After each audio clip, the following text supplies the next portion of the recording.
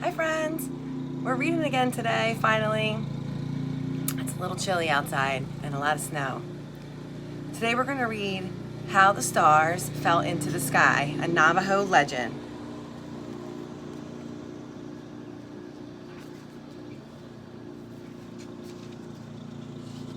This is a retelling of a legend told by the Navajo Indians by Holstein Kla, their great medicine man, at the turn of the 20th century. It is part of the mythology that details the mysteries of Earth in the beginning.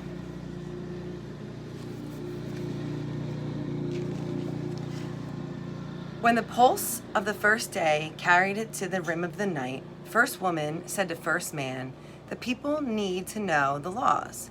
To help them, we must write the laws for all to see."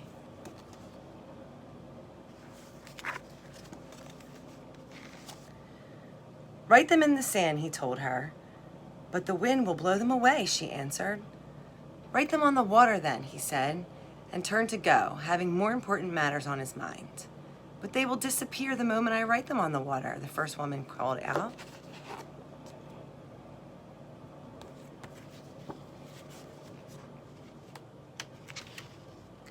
First man turned back impatiently and looked at her squatting there on the rim of the night, a blanket of stars at her feet.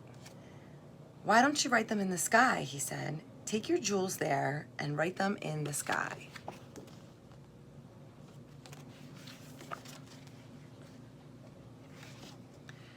And so she began, slowly, first one, then the next, placing her jewels across the dome of the night, carefully designing her pattern so all could read it out.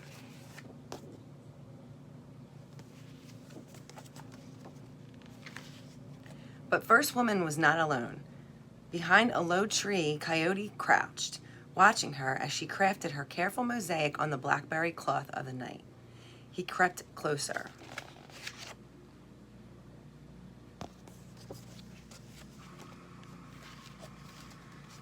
"What are you doing?" he called to her in a voice that sounded like the whine of an arrow whistling in the wind.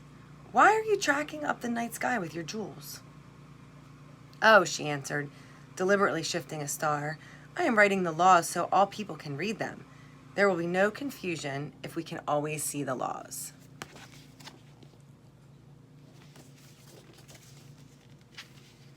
Her hands glowed from the warmth of the stars she was touching, and she smiled as she toiled. "May I help?" Coyote asked. First Woman nodded. "Begin here," she said, and handed a star.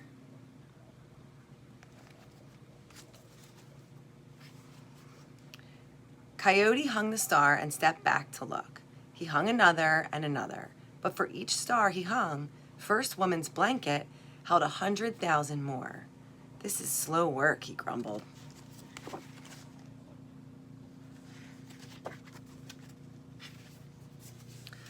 "Writing the laws could take many moons," she said, and began humming to herself.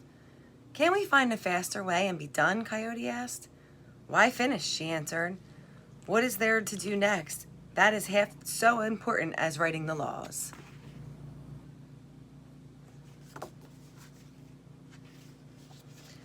"The people will see the laws before they enter their hogans at night. The young mother will sing them to her child.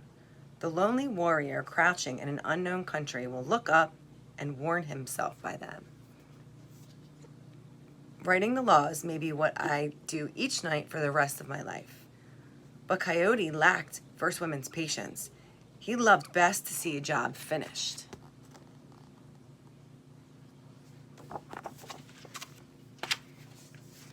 Impatiently, he gathered 2 corners of First Woman's blanket, and before she could stop him, he flung the remaining stars out into the night, spilling them in wild disarray, shattering First Woman's careful patterns.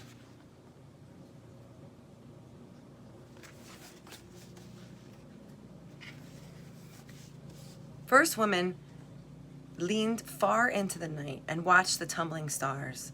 "What have you done, you foolish animal?" she shrieked at Coyote. He crept away while First Woman wept because there was no undoing what Coyote had done.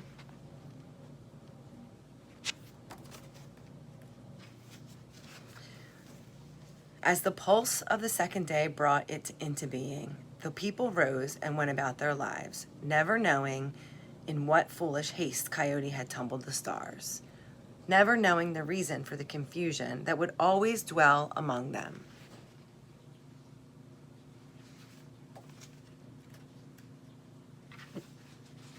The end.